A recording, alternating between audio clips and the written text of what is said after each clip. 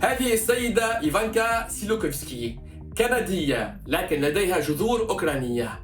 إيفنكا ترسم زهورا على الجدران أملا في مستقبل أفضل لمدينة بوتشا الأوكرانية. هذه المدينة التي دخلتها القوات الأوكرانية أوائل أبريل نيسان بعد أن غادرها الجيش الروسي الذي احتلها لمدة شهر كامل. العالم اكتشف في هذه المدينة وجود مقابر جماعية وجثث في الشوارع ومباني مدمرة. إيفنكا تأمل إذن في إعادة البسمة المفقودة إلى هذه المدينة عبر رسومات الجرافيتي واللوحات الجدارية التي تحاول أن تغطي بها آثار الرصاص الذي أمطر جدران المباني. مع بداية الغزو الروسي لأوكرانيا اتجهت إيفنكا صوب بولندا لمساعدة اللاجئين الأوكرانيين هناك قبل أن تنخرط في عدة مهام تطوعية في عدد من المدن الأوكرانية.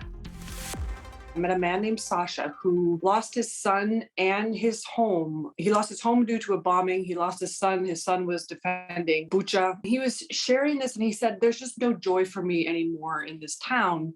I'm leaving." He said at one point, "I can't even walk down my street anymore because the bullet holes remind me of my loss." So I looked at the fence and there were many, many bullet holes. It wasn't something that I could repair. So I thought, what can I do to give this man one last memory? I asked him what his son's favorite flower was or what his favorite flower was. And we were standing in his yard at that point and he looked down and there were daffodils growing through literal ashes. And he said, "We both like daffodils." And that's when I started to paint those flowers. And then from there, it just kind of spiraled. You know, the neighbor across the street wanted some and then the neighbor next door. And so I kind of did that whole little block just of those neighbors. I got to know them well. And it was just a nice experience for them to have one final thing. السلطات المحلية الأوكرانية أعلنت العثور على أكثر من 400 جثة في مدينة بوتشا التي غادرها الروس والتي بدأت الحياة تدب فيها اليوم شيئا فشيئا.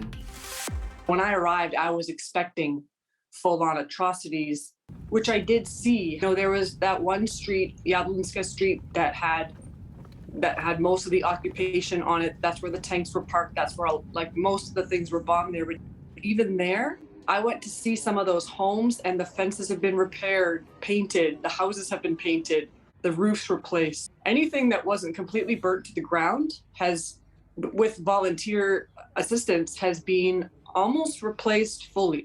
But I was very impressed to see that these people were not going to allow this to stop them. This project, you know, it started off as just trying to make one man smile, but as I was working, I saw so many other people walk by and their spirits were lifted. But it was great to see that Ukraine is not going to just sit down and let the Russians take over